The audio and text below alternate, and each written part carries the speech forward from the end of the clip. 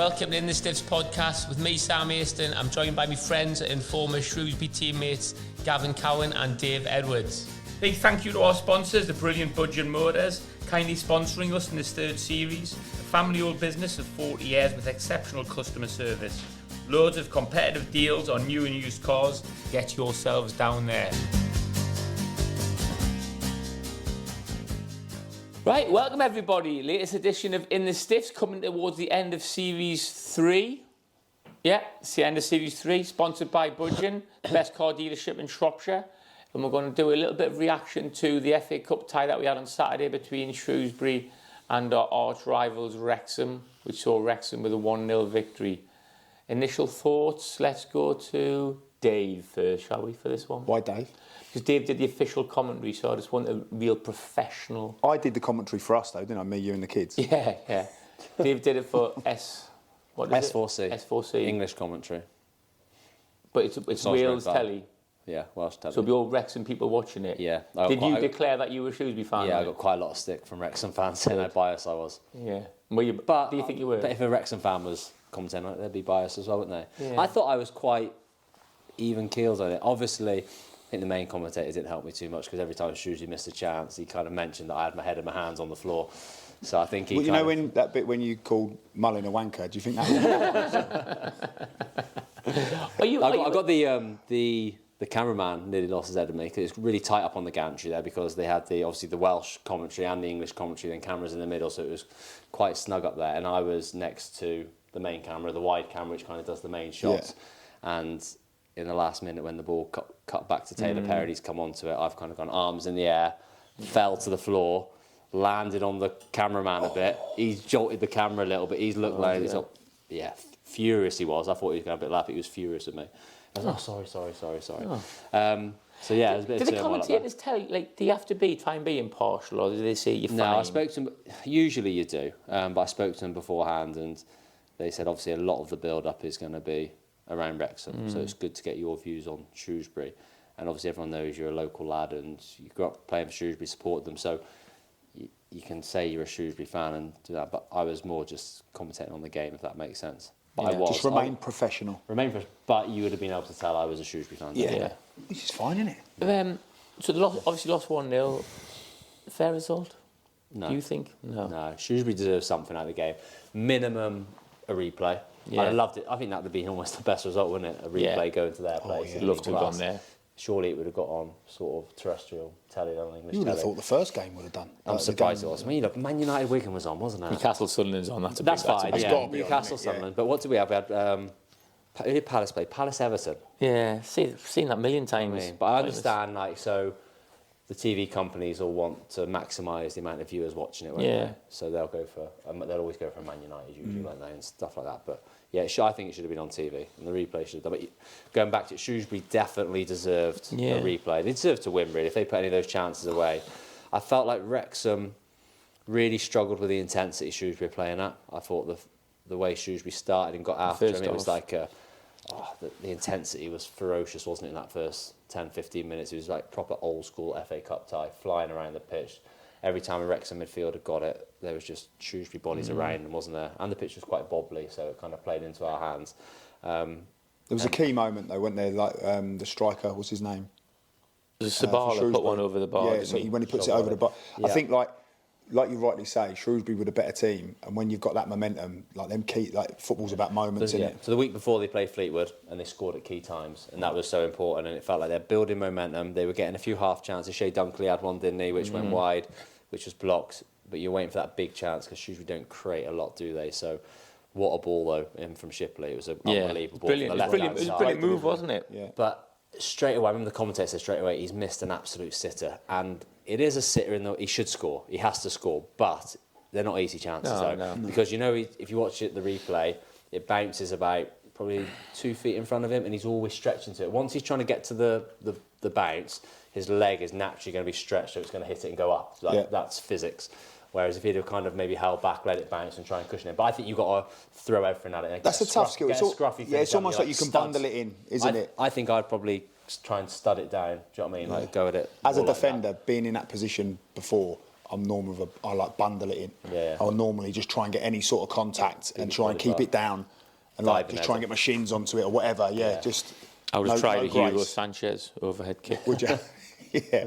I would have said that. That though, I thought the writing's on the wall when he misses that because I thought Shrewsbury don't get chances like that. No. That gets missed. And I thought if Wrexham get that, if that goes to Mullen to goal. Yeah. I think for me, when the second half kicked in, I turned and said that Wrexham are starting to build a bit of momentum now. Yeah. And they started taking control of the game. And you could just see, I don't know whether it was energy levels or whatever, whether they just put so much into the first half, Shrewsbury, that they just started to peter off a little bit.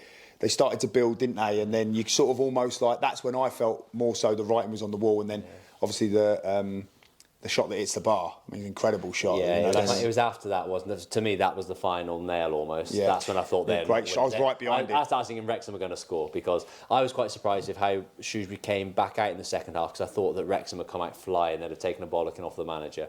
But Shrewsbury were the stronger team, I thought, at the start of the second half. But then started to tire. George Evans, we spoke about him off air, didn't we? Holding midfielder for Wrexham. He started to get on the ball a little bit more, dictating. And they had a really good 10-minute spell before the goal, didn't they? You played with him at Reading, Dave? Yeah. And I thought, I gave him man of the match on the English commentary. The Welsh commentary gave it to Elliot Lee. I thought George Evans was better, but Elliot Lee did well second half. Yeah. But I just thought if you had to pick one player on that pitch who is a level above, I thought that was him. He seemed to have time on the ball compared to everything else was frantic until he got the ball, then it was just calm. And without wanting to sound like Pep Guardiola, you said something just off air there that you felt like the front three did well for Shrewsbury. I thought they could have done an even better job of just stopping that ball going through as opposed to sitting on the deepest layer and splitting the defence. I felt as though they could have just been a front three that stopped everything going through the middle, and that then stops not only the deepest layer but the 2/8s as well. And I was feeling like it needed to happen in the game. And then, like you say, the more rotation they got in the middle, the more Evans got on the ball. I just don't think they had the energy levels then. You've got two splitting four at the back. Then he's got to try and get near the deepest line that then started to drift out and take him away.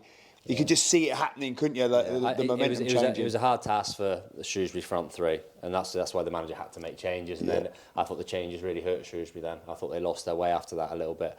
But what he was basically must have been asking the front three to do, which is an awful lot of work, but try and cover all of Wrexham's back four and don't let them pass to George Evans, the holding midfielder. So whatever way you're pressing one of the Wrexham defenders, make sure you know where George Evans is and you're not giving him that passing line into him, because Shrewsbury only had two in midfield against their three, and our two midfielders were deeper looking after their attacking one. So George Evans was always free. But the first half, they stopped. I was going to say, he wasn't in the first half. He was always free himself. They had no one around him, but Shrewsbury was stopping the ball, getting played into, which is real. But then, for me, second half, he got on it and just started. That should be like it. For me, that's not a terrible task, because I think, like you say, if you have that central three, did they play a three as well, Wrexham? From memory, they played a three as well. Wrexham played three. Shrewsbury only played two in. Three at the back. Yeah. No, Wrexham played. Yeah, Wrexham played three at the back. Yeah, they played a three. That's what I mean. Like, for me, that's where Shrewsbury's 10 and the two strikers, they could have gone up against them and just shut that off. And because the difficulty was, when that didn't work, they'd shuffle across, and then when it would go back round, you would hope then, wouldn't you, that obviously playing a three at the back with wing backs, you jump onto the fullback, but the fullback's not there. So now you're jumping onto an outside centre-half and the distances are too big. So I felt like that was the problem. It was like they would shuffle across, do a really good job on the first phase, and then as it would go back round then, they weren't able to jump onto the out. So really, he was just stepping in, and that was the problem for me. And that's where then it became really dishevelled then, because that's when, as they were traversing back across the pitch, the distances were getting bigger, and they started off doing it really well, because obviously got them energy levels and they were breaking out, but in the end they just couldn't do it. They couldn't cover that much ground. Yeah, it's hard. It's hard work. But yeah, then Wrexham just started to control the game after that, though, I felt. And then they got their goal, scabby goal, horrible goal.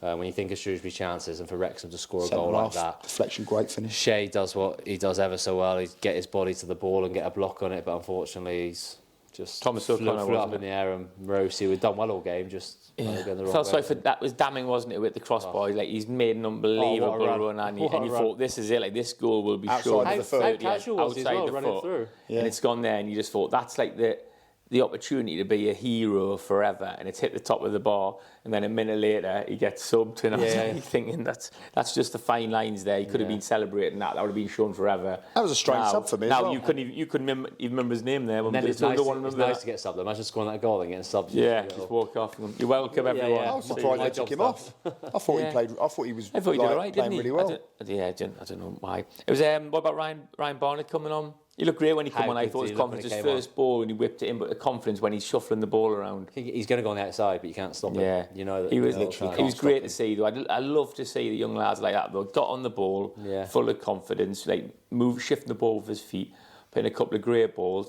I think they could have used him a little bit better as well. He was out wide screaming for it, wasn't he? And they just didn't feed him it. Like you say, he was confident when because he was desperate for the ball. He was desperate to make an impression. And like you say, that the first time he got it, he just shifted it out of his feet, wrapped it in there, and you're like going, oh no. And it would have been nice to see him in a Shrewsbury shirt. It's just so sad that he would 100% be in that Shrewsbury side at the moment.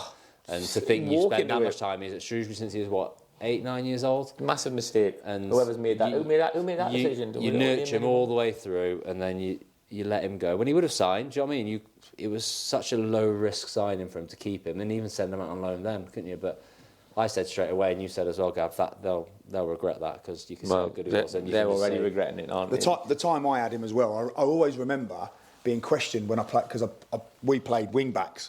And I played him as a right wing back, but the way it's almost like the wing backs I play, like the old style right and left midfielders, like Beckham one side and Giggs the other, instead of them being wingers.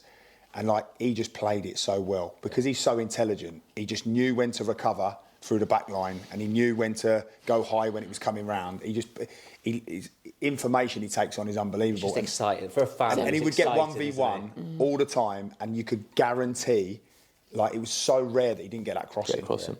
Yeah, you couldn't really gauge his reaction when he came on, because he come on as sub, didn't he, with another lad and 2 Shrewsbury lads, and obviously in true Shrewsbury fashion, the public address system wasn't working, so he tried to announce it and you couldn't hear anything. I was like, that's just typical, isn't it? So nice to come on his own and Ryan's reaction, But then there was a couple of people sitting on me who were like booed him when he got the ball, and I just thought, like, what is that? Like, he's been released. Like, what do you expect him to do? Where's he going to go? Oh, no, I'm going to stop at Solihull. Like, no, he's got a chance to go to Wrexham. Yeah. Well, that was weird. Well, he did great. It was great to see him, wasn't it? He did great. And he's probably, I thought the right wing back for Wrexham's very good, but I think Barney's just coming back, isn't he, from injury? So he probably would have started I think he'd the lad playing wing back, Anthony Ford, I played with him at Wolves. He's had a great career. So for Barney, when they've both been fit and available, Barney's been playing. So to be keeping 40 out at that level is good. Really good. They literally have got some armoury there, haven't they? They've done really well with their recruitment. They've not gone stupid with it, have they? They've kind of just got the next level up.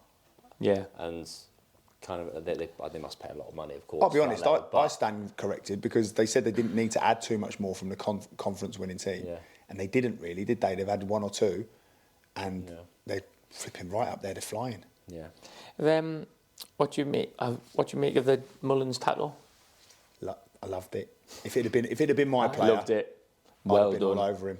Yeah. He had a hard game, didn't he? Dunkley's strong and powerful, and he was struggling, but he just didn't stop working and making runs. We said, didn't we? They were having a little Obviously, that's a yellow card, isn't it? Easily minimum. On the goalie. Oh yeah. See the replay. VAR, I think he gets sent off. I think in the Premier, he gets sent off. Yeah. He didn't get nothing, did he? No, nothing. But he was getting, because he wasn't getting chances, he was getting frustrated, wasn't he? Yeah. And what about when he bodied? It wasn't Shea. Who did he body? Someone in the first half. He's gone shoulder to shoulder. I think it was Feeney, wasn't it? And he's knocked him on the floor, not once but twice. Do you know what though? Like he's strong. He was a little bit behind him though, and it's hard because when they're behind you and they do that, your momentum's going that way. And he's not stupid. Like if that had been a full-on shoulder to shoulder, he wouldn't have gone over like that. It was just he knew you're a bit ahead of me here. If I catch you, you're gone. But he's got a nasty streak though, hasn't he? Which, like, of course he has. Like he's a good player, isn't he? Like you say, you look at it and you're like you want to grab him. I hate him when he plays against you, but love him in your team. And you see him do that and you think, you've got a striker doing that in your team, buzzing, haven't you? When he did it, I laughed. I thought he was kicking off, and I just thought, I was with my boys. I was like, it's the tactic, but you can just flip a ball over the top of him, and he'll make something out of it with the way he uses his body and stuff like that. Just scruffy and you can tell he's a goal scorer because he got in the once, didn't he? And he should have 100% crossed it in the second half. Real tight angle, but he's just gone for goal with his right foot. And even like his celebration, he's like when he made a tackle, didn't he? And he's gone up to the Wrexham fans and giving it loads and that. And he's horrible when he's on the other team. That was the bit for me. Like you see him doing that. that, and like even if you're having like you say, he didn't have the most productive game. He was a bit of a nose, but when he does that, he's the talk of the team. Like all the fans are talking about him. His name. Yeah, they're all going wild Does for the him. Klopp celebration, don't he, at the end? Yeah, he did all that, didn't he, at the end?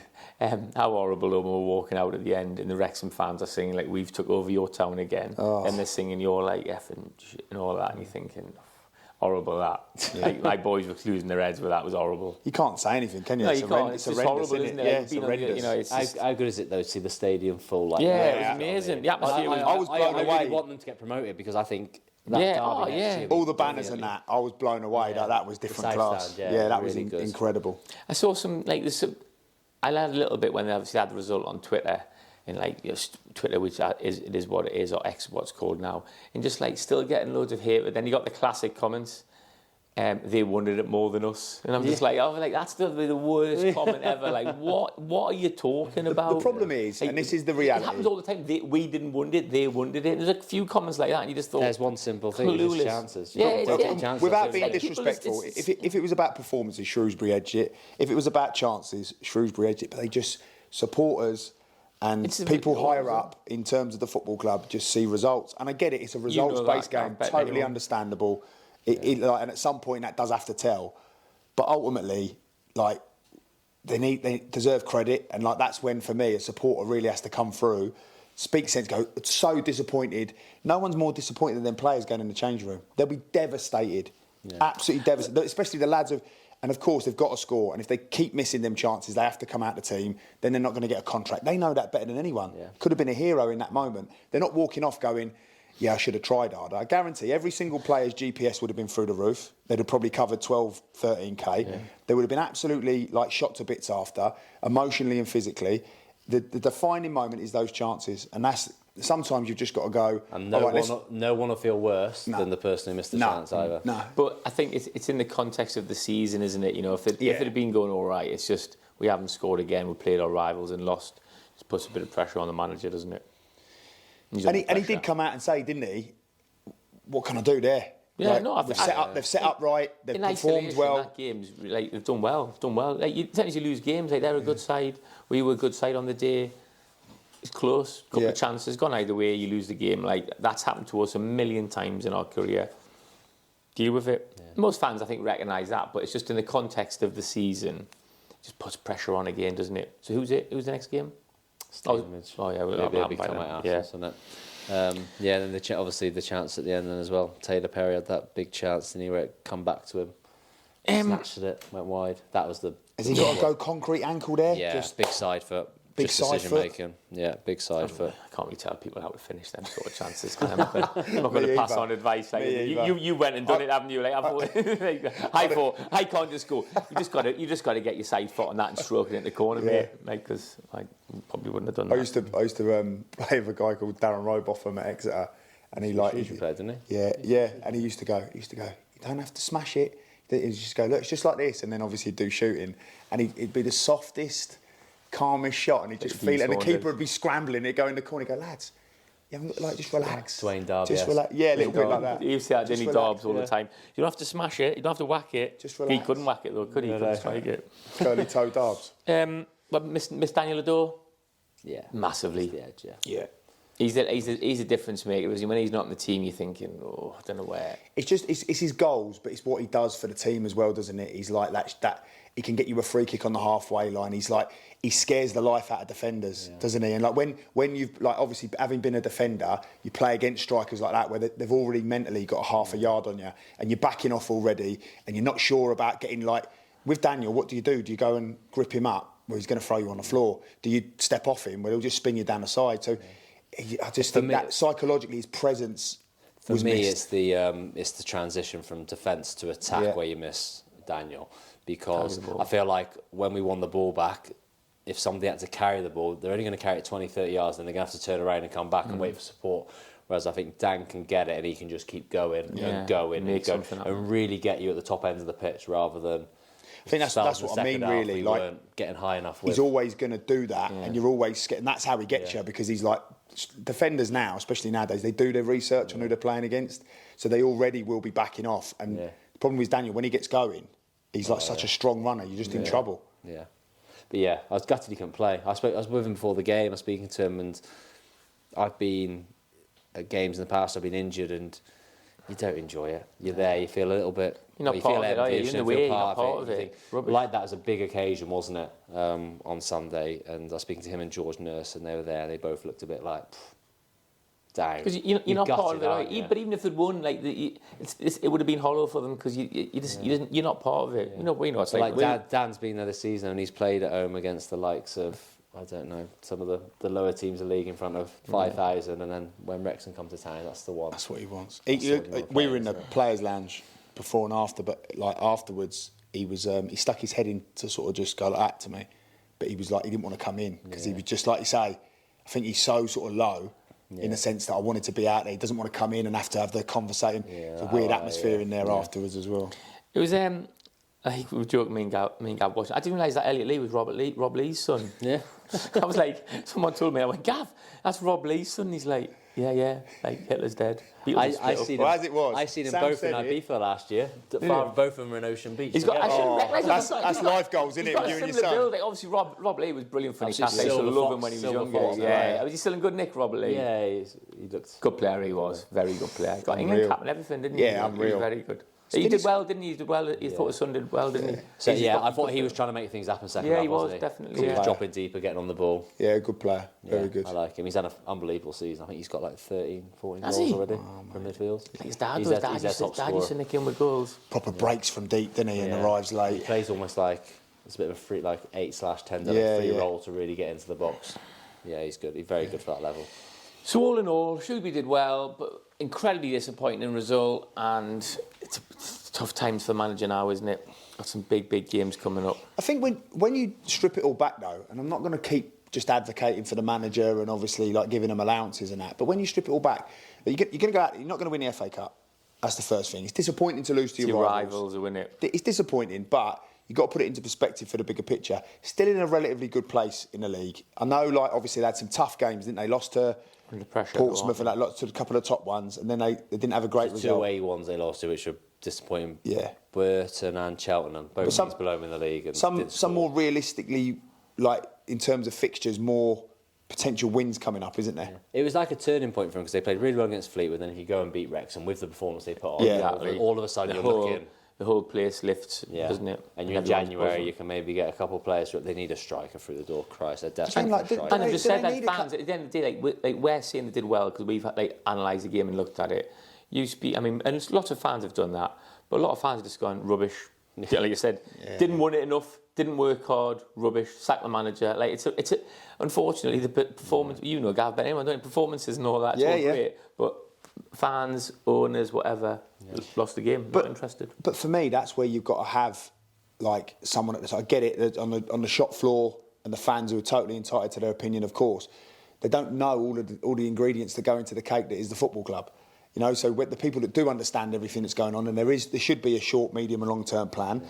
If they're not sticking to that, I go back to like Dean Smith. When Dean Smith got sacked by Villa, they had 5 defeats in a row. Totally understand that.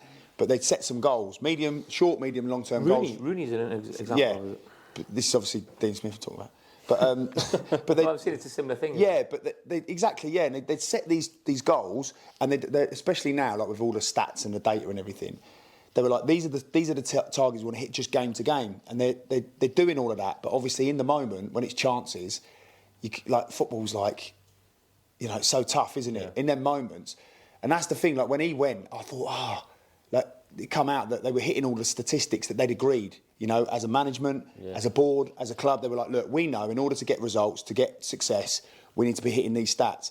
Sometimes you've got to trust what it is that you're doing, the process of what you're doing. You've got to stick to it and just not rip it up and start again.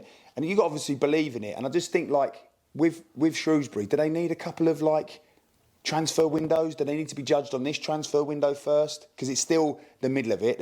Shrewsbury are really going to do their work at the back end because they're going to be looking at some of the maybe not the dregs to be disrespectful, but obviously they're going to hope. Any new signings, you're more than welcome to come on the podcast. Yeah, normally the time I used to get signed around, but no, more so like if a couple of deals fall through and they can get hold of that, or they can get to someone, or someone wants to get out. Loan signs as well, which if you're taking them from a bigger club, then they'll wait as long as possible, so they've got all their options. Won't you? But we don't know the medium and long term, the short, medium, long term. So if they're still on track for that, what round of that was the FA Cup again? Third. Like where was the target for the FA Cup? Where was like if they came out and said all of that, which I'm not sure that you would. No. If they came out and said, this is where we want to get in the St John's Paint Trophy Milk Cup thing, this is where we want to get in the FA Cup, this is where we want to be in the league, like, and it's more difficult for the league because if you don't say you're not going to get in the playoffs, who's going to come and pay for a ticket? So where's the balance? Like, but I just think the club can come out and if they're on target for all of that, surely you've got to put a plan in. Otherwise, that's incompetency. So I'm sure they have. Come out and back the manager, or come out and say we expect results to be better. Like we're all working hard. Come out and say something. I think because there's so much for me. It's always this. He's got to go. He's been getting sacked for the last 10 weeks as the manager. That must be horrible for him. It's the nature of football, isn't it? Yeah, but it doesn't have to be like that. I don't think. Like back him or say, yeah, listen. Obviously, we're all disappointed. We need to be better. And then at least they go right. Okay, there's been communication. Someone said it. Or just come out and say, look, we're on target. We're on track for our targets. We understand people will be disappointed. But like, give him a bit of something to work with. Do you think the managers have a target from the chairman what you expected to get that season? So Matt Taylor will have a target from the chairman. You're expected to be in the top 12. Yeah, they must have. Yeah. Yeah, 100%. Yeah, there'd have to be a target. So then he turns on. If you get sacked and you're 12th, you go, well, my target is 12th, and I'm on target for that. Yeah, then fitting it around a budget and all those sorts of things. Yeah, then maybe if you've got signed 3 more players and you invest in January, you go, actually, that target's now changed because I've given you this much money. And what they'll invariably do as well with their budgets, they'll probably hold a bit back in order to go, right, okay, you've got what you want now. We've left a little bit in the pot for you to... So they'll probably let him know late. And going into this transfer window now, hopefully they're going, right, who's going? Who do we want to recruit? That should all be out on the table, and I'm sure Mickey Moore will have all of that in place. But also as well, if you're in a position like Shrewsbury are, where you go, they're not going to go up, they're probably not going to go down. Why bother investing the money this year? Let's keep it, spend it in the summer, and have a go. That could be a thought process, couldn't it? It's the loan market, isn't it? And only they know. Because they're not going to get promotion. If you're not going to suddenly go, we need this player, and I'm going to get him now. He's expensive. We're going to get him in the summer because. No, unless someone comes in and scores 70 goals, Shrewsbury aren't getting promoted. And all of that's reason and logic, but what football's been boiled down to is the missed 2 chances against Wrexham. He could get sacked. I mean, it all boils down to that. Like, fans would argue it's not just that; it's off the rest of the season. Yeah, of course, but it's still 12th. Yeah. 15th now. 15th now. Yeah, all right, shit. 15th. Oh, that's it. Sack him. Edit that. Get rid of him. They had some games. People had games in hand, didn't they, and played over the weekend. You talk about people coming out and speaking their mind. Anybody make any comments about Tom Flanagan? What he said after the game? Can anybody you heard it? Give us a bit of context. He said something which Wrexham used as a bit of beforehand. I read that he said about at the end of the day, Shrewsbury are in League One and Wrexham are in League Two or something. Just been promoted or something. Just been promoted. He's antagonised them. I think Elliot Lee kind of said he called us non-league players. I don't know if he actually called them non-league players or semi-pro players. Okay, which did he? Which they weren't semi-pro last year, were they? No. So he's wrong then. Yeah, he's insinuating they were non-league, which they were non-league. But if you're the problem they've got is there's a lot of teams in the conference now that would take League One clubs to the wire, if not beat them. So, but if you're the manager or anyone in the hierarchy of the club, if you read that comment from a Shrewsbury point of view, you're thinking, what have you just said? Why have you said that? Because that's only going to come back and bite you on the arse. It's ridiculous, isn't it? Pointless. I remember saying that when we got relegated. When Shrewsbury out, we were on the verge of getting relegated, and I said, it's going to be terrible next season when we've got to go to places like Telford. And did we lose? We drew with them, or so whatever happened anyway. I was like, as if I'm going to, I don't want to go and play in places like Telford. And then we lost, didn't we, or something? 2-1 in the cup or something like that. Thought I should have kept my mouth shut. Yeah. But it's ridiculous. And then afterwards, what was it he said afterwards? Yeah. Well, I put on the radio after, and he was talking on. I think he must have been a summariser on the game. I imagine if he was doing it. Yeah, I think he was. Yeah. But I was critical of the Shrewsbury team. I was very surprised how open he was about what goes on. Do you know what I mean? It's like almost like an unwritten rule. If you're speaking in the media, you don't. I think you've got to be careful into that area in terms of how they play, recruitment, what they need to be better at, all those sorts of things.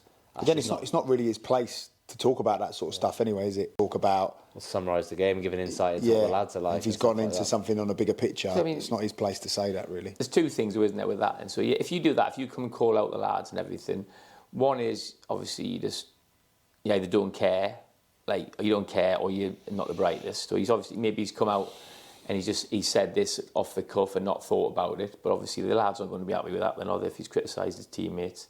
Well, I thought so. I think you've got to be very careful criticising your teammates. Yeah, because he's not criticised his teammates. He didn't criticise his teammates. I don't know. I only heard him. I put it on just before the show ended. I did. I think you've always got to be careful, haven't you? Like, if I wouldn't start criticising my team unless I was playing like Rio Ferdinand and absolutely running the show. I think you've got to be very careful about calling out your teammates, haven't you? Or the second thing would be trying to get a move, which I think people do sometimes, don't they? Try and get a move. So just. What is his status? Is he not fit then? He's injured, isn't he? Yeah, I think he's got. Yeah, he'll be out for a while. Yeah, I saw him before the match. So he ain't going in the window, is he, if he's injured? So is he trying to get a move? If he's going to be injured, he ain't going to get a move, is he? Does that happen? Yeah, do you get a move if you're injured? It's unlikely, isn't it? I suppose it depends what it was, I suppose. Yeah. I suppose medical, it's a bit of a risk, that, isn't it? Yeah. But we don't know his motives for doing it. We need to interview him. He might just... I don't really know him as a lad. He's quite controversial, isn't he? Is he just quite an honest lad? I don't know. I've met him a few times. Would he be quite interesting to get on the podcast then, wouldn't he? What if he's controversial? Well, because obviously if he's speaking his mind, it's very difficult to get modern day footballers, isn't it, to be honest and let's get him on and throw him under the bus. let's rinse everything out of him. He'll get the sack, no problem. Our ratings will go through the roof. So that's pretty much. Anything else about Shrewsbury Wrexham? Just disappointing. Disappointing, but at the end of the day, although the rivalry, and I don't want to underplay it because it means a lot to people, it is ultimately an exit from the FA Cup. Yeah, but it's hard. I know. I get it, and I see it from both sides. But when you're thinking about the bigger picture, yeah. I mean, it's the manner of the loss, which I feel. Yeah, I get it. I'm totally with you. It's worse doing. I'm trying to play a bit of depth. We'd have played terrible and not even laid a glove on them, and they win 3-0. And you'd say Wrexham are the better side. They've got all this investment. Their players are getting paid more. They've got better players. We lost. Actually, none of that is true. You know, it's like losing to your rivals when you know they haven't deserved to win. Yeah. That was the bit for me. Walking out, hearing them all shout, but knowing, should have won that. Flipping, should have won that, mate. I saw Elliot Bennett after the game, and he was fuming. I thought he did well, Elliot Bennett. Yeah, he came in. So I met you after night. He came in the players' lounge, and he was livid. I know Elliot quite well. I didn't want to go and speak to him because you can just see. Yeah. And good. It's nice to hear that. His mum, it was his mum, I think, with it. Yeah, she was kind of saying, what's up, sort of thing. And he was proper effing and blinding about losing to them. He was maybe they've had a bit of probably kick it off a bit in the dressing room. Good, all that. That's a bit of a throwback as well, isn't it? That's what you want. You don't want lads coming in going, right then, what are we up to for the rest of the day? You want him coming in. He was livid. Yeah, he's a proper pro though, isn't he? I was with, obviously I know his brother really well. I was with his brother, and he's going, dreading him coming in here now. They're built with the same stuff, aren't they? Yeah. Like you say, that's how it should be. You should be hurting. It's one of those ones. If you're a player's wife, so if you're Elliot's wife, you're thinking, it is going to be a shit few days now, isn't it? And Emma used to be saying, you've got to try, haven't you, and get over that. I always try, but it's hard, isn't it? Especially when it's a big game like that. Yeah. Emma used to be like that with me, with losing it. The worst for me is I was injured. If I got injured in a game, she'd ring me to see what have I done, and if it was I'm going to be out for more than a week, whatever, she just knew I'd be in the worst place ever for a month or so. Mate, honestly, when you're a player, it is absolutely horrendous. When you're a manager, it's literally it's a whole new level. It's horrendous. Holly just keeps out of the way, and I try and do everything, try and do the smile and all that, and you're zapped full of energy, loads of question marks. You just want to watch the game back. You want to understand why. There's so many questions going around your head. We played really well today. I went lost, or he didn't even run today. I was just constant like that, and then it is the same feeling, but slightly different. It's you're not really there, are you? Someone's talking, you're not really in the conversation. And for days, are you right? Yeah. What? You're right. Yeah. You. And it's you're just not present at all. And that's the worst bit. It's an unhealthy profession, isn't it? Yeah, it's even as a player, though, it's an emotional roller coaster.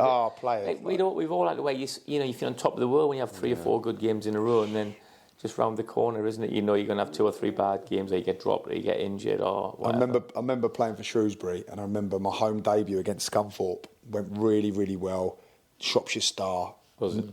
8 out of 10, I was going to say 9. Jaeger bombs in Barmed. Yeah, like putting the bins out and that. Right, everyone, go. All right, how are you? You all right? Yeah. How you keeping? All right? Yeah, brilliant. And your kid from the match on Saturday. Yeah. And then we played the following week, and I think we, I can't remember who it was. I'm trying to think who it was, and I think we lost 1-0 at home, and I think I got 3's probably a bit harsh, but it was something like a 3, and you just like. Curtain shut, like shut away. I remember watching shop with a hoodie on. I remember, you know, the box TVs. I remember getting the vanity desk chair, putting it there, putting the TV, and I just got in the bath, put The Godfather on, and I was just like this in the bath, trying to forget. And trying to watch The Godfather and just trying to forget about the real world. Yeah, I'd be through it, mate. Asking my missus to do the school run and stuff like that. I just don't want to speak to anyone. Yeah. They're just going to ask you about football. Yeah, but you go, what happened? Yeah. And what happened when they don't know? How'd you get on at the weekend? Yeah. Not great. Yeah. Lost what was the score then? What was the score? Hey, everyone come over. What was the score? And you just like... Lost 2-0, subbed at half time. All right. Not great then, not really, no, mate. And it's weird because then you stand there and you're like going, you've won 4-0 and you're like, no one asks you. Looking around going... Pardon, what was that, the match? Great game at the weekend. No, mate, didn't say anything. Shropshire Star in your hand. What? 8 out of 10? Yeah. What's this on page 28? MOM. Right, that's that done then. What about the live show, by the way, we did beforehand? It was good, wasn't it? Quality. Loved it. A lot of people said to me they enjoyed it more than the Big Theatre 7. I think it's because it's a bit more intimate. Yeah, I don't know. I think it's hard to say that because that was such a big event for us, wasn't it? I think they're very different. I don't appreciate those comments because we put a lot of work. We put a lot of work, yeah. Like we put hardly any work into that one. We put loads into that one. We all slept for 3 days after.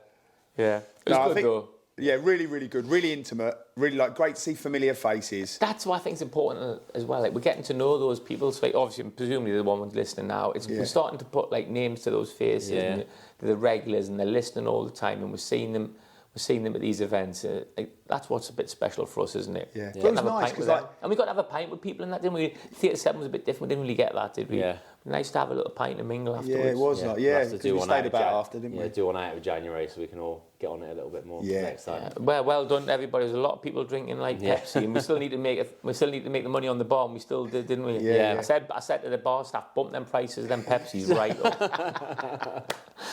Yeah, it was good, and the guests were quality, weren't they? It was a lovely way to build up to that game. We've had a bit of a stinker there because you've got 3 unbelievable guests who have really good value, like in their own way. Yeah. We could have had one of them and dragged it out. Couldn't we? Part 1, part 2, part 3. Yeah, I think obviously Tolly is what he is, but I thought Andy Murray was really good. One, he gave insight. I couldn't believe how many goals he scored as well. Yeah, isn't that really? Yeah. He's literally pantomime villain for the evening, wasn't he? Yeah, he was. And he was quality. And I said to him, be a bit more self-aware or know your audience. He went, nah, bog that. Like, they're getting it. They're giving it to me. They're getting it back. It was good, wasn't it? And Andy Hull's just a class act. Like, he's one of football's, like, gentlemen. He's a proper nice fella. I wanted to take him home. I thought he was amazing. You wouldn't have fitted in your car. Yeah. But no, it was good. So thank you everyone who came and bought tickets and left us reviews and all those sorts of things. Yeah, and all the nice feedback. And thanks to the Shrewsbury Town Foundation as well for obviously giving us Smithy's Bar and all that. And didn't give us much of a discount, did they? So. No. But you mentioned them anyway. Yeah, bog them then. Yeah. And we're probably going to do another one, aren't we? We'll probably try and do like the Nalgo or the Unison Club or something like that, won't we? And again, Budgeon as well. They looked after us. Yeah, Budgeon come down, didn't they? It was nice to see them there. I think in general, moving forward into this year, we're going to be a lot more planning from our side, didn't we? Winged it in 2023 massively, didn't we? Winged life. Yeah. So we're going to put a lot more effort into our plans, and I think we'll do loads more live shows, won't we? Yeah. Try and it seemed like when we were mingling after and we were having a chat, and I was saying, like I just said to a couple of people, like, what is it you want? And they were just like this. Yeah. This. Like, we love the podcast. They need to come out more. Yeah. And I was like, no, we get that. We've had that conversation. And then they were like, these are brilliant because it's really 10, 15 quid. You get to come out, you get to have a flipping, good 2.5 hours just on the show. Yeah. Then you've got the aftermath. I mean, it's not bad, that, is it? Like, no, it's not like we're charging 30 quid a ticket. We're not trying to be idiots, trying to cover costs. That's about it. being honest and transparent. I think we just need to know that there's an appetite for it, which there wasn't it? 'Cause everybody said that. So everybody who came there, what was it, 90, whatever it was, 80 or 90 people, whatever it was, 100 people, we know that they'll come again, I would have thought, wouldn't It'll they? be And then a interesting. few more come. What is it, Wicks? Like, 'cause obviously, we sold that event out, but then was there any like others trying to get it? Do we know? Was there any way of knowing if some people were still trying to get more or not? No, not sure, because we put a certain amount out and they went. Yeah. And then they sort of went pretty much on the Friday. So you don't really know. I didn't see much of people sort of knocking on the door to come in. Well, we'll do some as well. We want some feedback from the listeners, don't we? Definitely. Or the viewers, and to see like what they want and which guests, especially when we're coming towards the end of this series, what guests we want. Because if they give us some guests, we'll try and get them on. We're not going to pay for any guests, are we? We're having that as a blanket rule. We never have we? No, Never that's paid. what I mean. But like a few people, when I sent a message to Jason McAteer, and he said how much. Yeah. And I just haven't responded to him. Because we don't want to pay anybody. If we're not paying Joe Hart for 10 hours, we're not paying anyone. Yeah. Might give you some petrol if you come to us. Yeah. What about if Mbappe said he wanted to come on, but he wanted 500 quid? No. Would we get him on? Just say no, love it, Dave. Let's stick to our principles. It doesn't Dave's matter. charging his Tesla at my house. Flipping, give Mbappe 500 quid. Are you winding me up? Dave wants to do the podcast weekly just to charge his Tesla at Cav's house. On the way in, he's like that on the phone. Hello, mate. Is the charger available? Yeah, I've got it. Leaving it overnight. Walking home, I'm leaving it overnight. I know we don't do shout outs, but a lad from Philadelphia said, can we mention him? Jeff from Philadelphia. That's not. Is that a lie or? Jeff from Philadelphia. Yeah, do you know Jeff? Do you? Used to be used to pull pints. Jeff Hatcher. Yeah, Jeff Hatcher. Yeah. Wow. Big Sheffield Wednesday fan. Yeah, but yeah. Love that. So he's in Philadelphia. So What's his connection then? Lived it from here. Yeah, he's from Shrewsbury, then like moved over. Jeff, Facebook friend love of mine. that. Yeah. So and he's living in Philadelphia now. He follows great Philadelphia lad, Eagles, great talks about the NFL and stuff, and he listens all the time. Because there was someone who turned up with the Eagles on as well. Is that connected or is that? He didn't. I mean, it was a good event, but he didn't fly over from Philadelphia. No. Did we not pay him? But someone was. Am I right in saying that? I would like to know. £10 ticket, £2,000 expenses. I would have taken a £2.5 flight. He was like, when you're at the now go. When you're at the now. It'd be interesting to know where people are. If anybody listening anywhere further afield in Philadelphia, I can't imagine there is. Uganda. Yeah. Obviously, apart from Uganda, Holland, obviously. Holland. Standard. We know we've got people in Holland. Van der Cowan and his family are listeners, aren't they? Of course. That went down well, that little impression, didn't it, of that? Yeah. It was well Embarrassing, received. but, what you got to remember is, like, I've been doing that for like 20 odd years. Yeah. So it's like my moonwalk. Yeah, but my moonwalk used to be quite enjoyable and funny. No, and now but but I haven't heard the Van der Cowan as much, have we? Like, the moonwalk I've seen like probably over 100 times. But the Van der Cowan's still quite fresh for me, so I'm still really enjoying it. I'm getting on board with it, laughing at it. I'll do it at the now go. If everyone comes to the now go, we'll get Van der Cowan. So how many people he'll be wearing the full kit, shin pads, boots, the lot. Yes. We'll try and get. I think we can get 150 people. Wait, can we get 150 people in the now go? And the Unison clubs, 150 people then, so that'll be a few more tickets. We'll have Van der Cowan So we'll in get a full kit, moonwalking. There's a few more with events. studs on. We've got a few more venues as well. We're trying to confirm as well, which I think would be good. Yeah. And I'd like just going and doing podcasts at some boozers as well. Yeah. That's nice. Yeah, That so was if good when we there's did that any with pubs, Daniel. local Went to the pubs White out Horse. there, contact us. Definitely want to come and do a live show with you. All we want is a few beers. White Horse was a good one as well, wasn't Yeah, it? Going really back. good. White Horse, yeah. They'll give us a little cast of beers that we've been drinking. Yeah. So we want a lot of feedback from the listeners. Yeah. Because I think sometimes we don't get enough. You know, there's like 90 people there, and I'm like, I want to see like 90 comments, people telling us, giving us ideas, because we've run out of ideas a little bit, haven't we? So ideas for live shows. Ideas for live shows. For podcasts as well. Do you Yeah, prefer it to be a because bit you more... I feel like we're going a lot more down the Shrewsbury route recently, haven't we? Yeah. I think with the game and whatever. Yeah. But yeah, what do you prefer? Had a blackout. We're still talking though. We're on battery here. Hang on. We've had a blackout at Gav's. The Tesla. The Tesla turned the electric off. What's happened here? Flipping heck. The Tesla. Done supercharge on the Tesla. It's like I'm at the O2 now, Robbie Williams. And through it. Oh, brilliant. Wow. I look better on YouTube like this. Still see you. Still going well. Still recording. Right. Well, I think that's probably brought it to a natural end. Yeah. To be honest.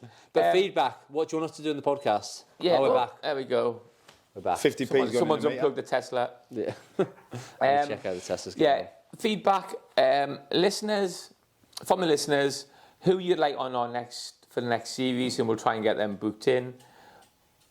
What you'd like for themes for live events, because you know we did like that promotion season. We did the Wrexham match. It's what we're going to base an event around. I mean, we can't just rock up and just have just us three. But I think it's quite nice if we have a little bit of a theme, maybe. Yeah, or even if it's a guest you want to have on, and we'll just do a story with them. Yeah. We have got. Oh, he's back. We have got loads of ideas, but I think it's about the need, isn't it? We want to know. We want to know what you want. Yeah. Yeah. Right then. That's good. What episode number is this? What? 49. 49. Right. Got to do something. I think we should. I think we should do 2 more to end the series. Listen, if we do any more than 1 more, we're just going to have a heart attack. We'll do 1 more to end the series, and that's going to be based around the fans, isn't it? Questions and guests and everything that they come up with. So we need loads of stuff on Twitter, Facebook, Instagram. Yeah. Send us loads of messages. We all reply. Out of the 3 of us, I think I'm the best at replying, like, is myself, aren't I? Yeah. So I sometimes look and I comment on things or like them and get nothing back from Gav and Dave. So like there's a high percentage chance you'll get something back from me, Dave and Gav, between 7 and 10% chance of getting anything. Sam always answers before and after school. That's it. Like 24/7 type of guy, isn't we? Yeah. That's because Gav and Dave having lunch at 2 o'clock on a Wednesday and a night because I can't make it. That's the problem. And then what we're talking about, obviously, do you reckon Budging will go with us for another year? We're looking for more sponsors? Yeah, sponsors as well. We'll look for the next series. We want sponsorship, so if anyone's interested... We're going to be doing live events. We're going to be going to 1 podcast a week. We're going to potentially be doing another Theatre 7. That's in discussions at the moment. We're going to give it a right bash, aren't we, basically? Yeah. So we're gonna if you want to sponsor us... and we're going to get after it. Too much demand. People saying to me, need to go 1 a week, need to hit, you should be doing this. Like, there's loads of people wanting us to do more and more and more. So we're going to give back, aren't we? We're going to give what's been asked for. So if you want to sponsor us, please get in touch. I think Budging have done that and they don't regret it. I think we've increased Budging's profit by a couple of million. Yeah, at least. Yeah. At least. Oh, no, you don't need to fact check that. That's profit. You don't need to fact check that. Yeah. So it's worth it. Yeah. It's worth it. Yeah. Right, thanks very much for listening, everybody. See you later. See you in a bit. See you later. In the Stiffs with Budging Motors. Budging Motors are on Stafford Park in Telford and Featherbed Lane in Shrewsbury. For all your car needs, contact Budging now.